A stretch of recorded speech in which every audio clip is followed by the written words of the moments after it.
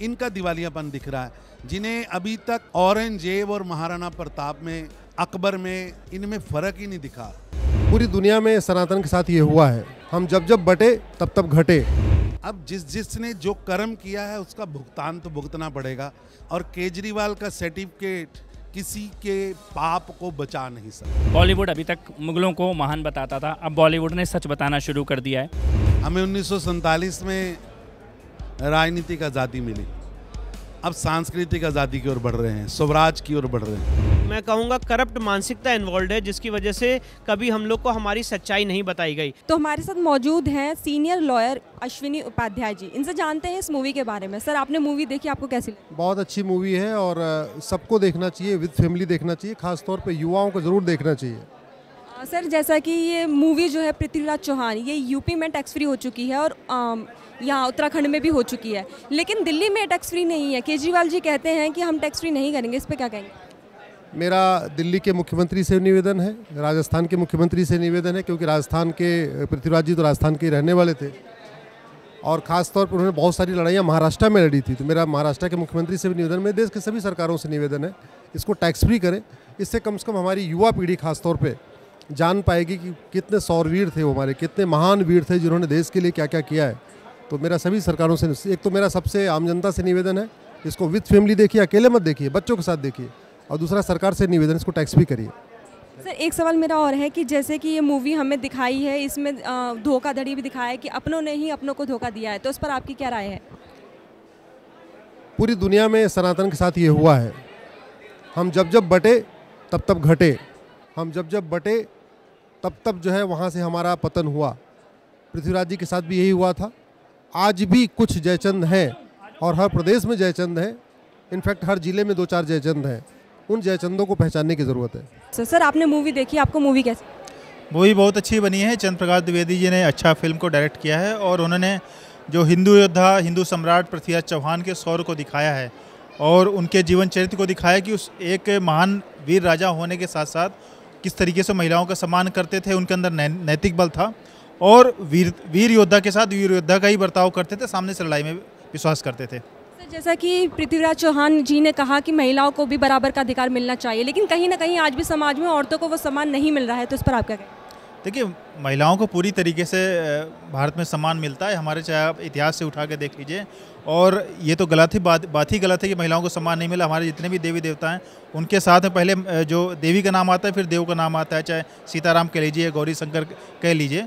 और आधुनिक युग में भी, आज़ादी के बाद में भी, आज संवैधानिक युग में महिलाओं को सभी तरह के अधिकार बने हैं, और जहाँ पर भी अगर कहीं महिलाओं के अधिकारों में कमी थी उसके लिए कानून भी बनाए गए और हिंदू लॉ बनाए गए, इसलिए महिलाओं को समान अधिकार दिए गए। हिंदुइज्म में महिलाओं के प्रति कहीं कोई भेदभाव जैसी कोई बात नहीं। बाकी मजहबों में मैं कह सकता हूँ कि भेदभाव जैसी बातें होती हैं। सर, जैसा कि हम देख सकते हैं कि यूपी में ये मूवी पूरी तरह से टैक्स फ्री हो चुकी है, लेकिन जो पृथ्वीराज चौहान की जन्मभूमि है राजस्थान, वहाँ पर भी होनी चाहिए थी। महाराष्ट्र में भी कई उन्होंने लड़ाइयाँ लड़ी, वहाँ पर भी उन्हें टैक्स फ्री होना चाहिए, और दिल्ली में भी होना चाहिए, लेकिन ऐसा नहीं है। तो इस पर आप क्या कहेंगे? कई भाजपा शासित राज्यों ने फिल्म को टैक्स फ्री किया है, योगी जी ने किया है, उत्तराखंड सरकार में किया है, और मुझे लगता है बाकी भी भाजपा शासित जो राज्य करेंगे। तो चूंकि ये फिल्म एक इतिहास के विषय में बनी है और आज की जो जनरेशन है उसको इतिहास के बारे में जानना चाहिए, तो मैं रिक्वेस्ट करूँगा बाकी मुख्यमंत्रियों से भी इस फिल्म को टैक्स फ्री करें, ताकि अधिक से अधिक लोग जाकर इस फिल्म को देख सकें। लेकिन आप ये बताइए कि मूवी के थ्रू हम क्या लोगों को दे सकते हैं, उनको मॉरल क्या हो? राष्ट्रभक्ति जो सबसे बड़ा हथियार है, देश के लिए लड़ना, देश के लिए मरना, देश के लिए जीना, ये इस पिक्चर का संदेश है। और हमारा वीरों का इतिहास है, कहीं ना कहीं कुछ लोगों ने उसको छुपा के रखा, हमें बताने दिया, हमारी जनरेशन को दिखाने नहीं दिया। अब धीरे धीरे चीज़ें सामने आ रही हैं, ये हमें सतर्क भी करता है कि इस धरती में जहाँ पृथ्वीराज चौहान पैदा करने की ताकत है, वहाँ कहीं ना कहीं जयचंद भी पैदा होते हैं। तो देश को जयचंदों से बचा के रखना होगा। जिस तरह से स्कूलों में विद्यार्थी को मुगलों का शासन पढ़ाया जाता है, क्यों नहीं अब उन्हें पृथ्वीराज चौहान, महाराणा प्रताप, वीर सपूतों जैसे कभी पाठ पढ़ाए जाने चाहिए? बिल्कुल पढ़ाए जाने चाहिए। अब देश उसकी ओर बढ़ा है। हमें 1947 में राजनीतिक आज़ादी मिली, अब सांस्कृतिक आज़ादी की ओर बढ़ रहे हैं, स्वराज की ओर बढ़ रहे हैं। अपने पूर्वजों के सम्मान की ओर बढ़ रहे हैं, अपनी धरती के सम्मान की ओर बढ़ रहे हैं, अपनी मातृभूमि के कण कण के सम्मान के लिए बढ़ रहे हैं। और निश्चित रूप से ये यात्रा रुकने वाली नहीं, और कोई रोकना चाहे तो भी रुकने वाली नहीं। जैसे यूपी सरकार ने इस फिल्म को टैक्स फ्री करा है, लेकिन अगर बात करें पृथ्वीराज चौहान के जन्मभूमि राजस्थान की, वहाँ पर टैक्स फ्री नहीं है। महाराष्ट्र में भी बहुत सारी लड़ाइयाँ लड़ी, वहाँ पर टैक्स फ्री नहीं है, और दिल्ली में भी नहीं है। तो इस पर आप क्या कहना चाहिए? ऐसा है कि वहाँ की सत्ता में बैठे लोग अभी भी काल्पनिक दुनिया में हैं।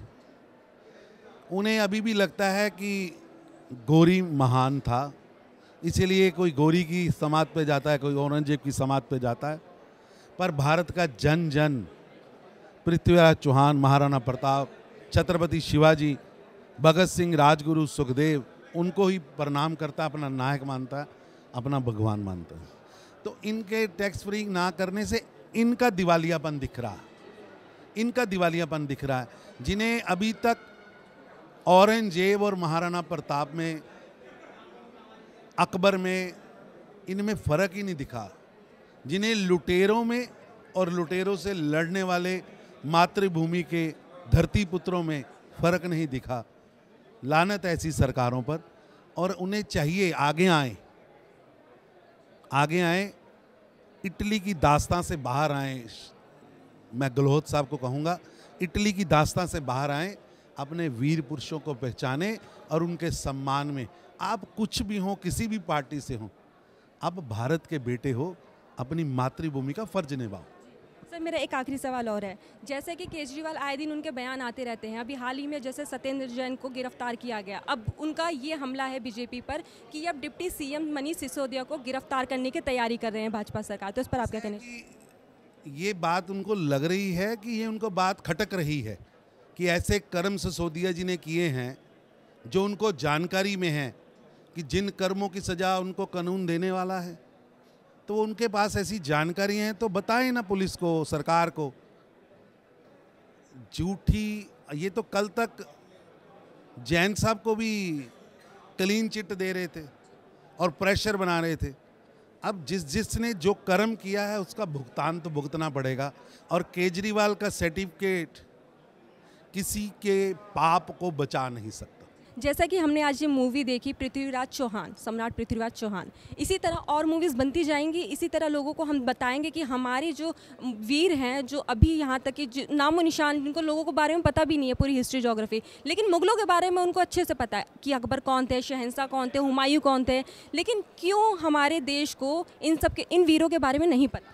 देखिए, बहुत ही इसमें करप्ट पॉलिटिक्स इन्वॉल्व है, और एक मैं कहूँगा करप्ट मानसिकता इन्वॉल्व है, जिसकी वजह से कभी हम लोग को हमारी सच्चाई नहीं बताई गई। सन 712 में मोहम्मद बिन कासिम का पहला आक्रमण हुआ था, तब से लेके आज तक आज भी सनातन जीवित है, पहले भी जीवित था और जीवित रहेगा, क्योंकि सनातन कभी मिट नहीं सकता है। और इसीलिए पृथ्वीराज चौहान हो, चाहे शिवाजी महाराणा प्रताप हो, चाहे शिवाजी हो, हर युग में वो पैदा हुए, आज भी हमारे आपके बीच में है, सिर्फ उनको पहचानने की ज़रूरत है। जैसा कि मैंने थिएटर के अंदर देखा, काफ़ी सारे युवा मौजूद थे और उन्होंने जय श्री राम, महादेव के नारे लगाए।